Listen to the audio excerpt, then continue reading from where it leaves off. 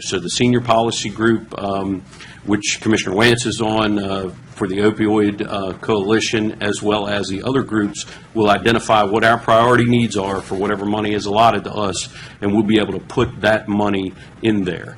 Not sure what the turnaround time frame is going to be for us accepting those funds, but as usual, they will expect the health officer and Carroll County government, so it may be some haste with which we have to come to you to turn that around. But more importantly, $4 million is going to be set aside for grant requests, and that will be something else that we will have to get into very quickly, get those written up, and obviously, if they're going to be acted on, bring them up before the group. I think this is certainly good news. I will tell you that the health officer, Ed Singer, and I meet on a regular basis. In fact, we already had a previously scheduled meeting for tomorrow. This will be our #1 topic of discussion, and obviously our senior policy group and other groups around the county trying to address or, put a finger in the dike, as it were, to stem the tide of this. We can all still see the paper, and it happens all too often every day, and it's something that we definitely want to keep out in the forefront.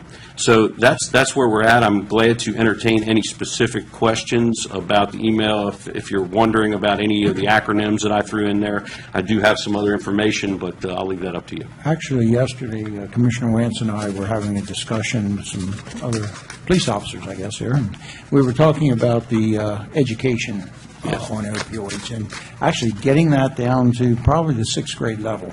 5th and 6th grade level to start the education program. Would there be funds in this, perhaps that grant funds, to help get education out there? Because, right now, we're dealing with a major issue, but it didn't start today. No, sir. And it started, I think, through education. We start with the young kids. This will slowly go away, too, but it's not going to be something we can solve quickly. Certainly. The senior policy group that Commissioner Wance sits on, in fact, brought that up, and he may want to elaborate on that during their first discussion. We do have representatives in the form of the superintendent from Carroll County Public Schools on that group, and that is a huge topic of discussion. So what that means is that any funding that we would get from the state, if this group decided that that is our #1 priority, that we push those, pennies or dollars toward that, then that's exactly what it'll go to. That money that's actually sent to Carroll County in that form will be up to that group to set where that goes. The other grant-funded things, then it is a competitive grant process, so we will actually have to justify if we have specific programs in the county that are doing good or we want to continue, or something new that we want to start. That's where we'll use the competitive grant process. And again, we'll be getting, we know at least, the governor had planned $10 million for 5 years. The Cures grant, which is the other $10 million, is a 2-year, $10 million per year grant process.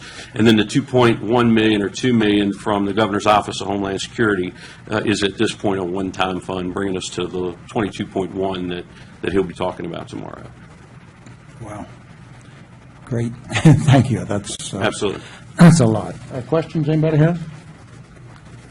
Very good. Thank you for your time. Appreciate being able to update you. And come back again when you have good news like this, okay? Thanks. Basically, bring more money. We have one in process now, so stay tuned.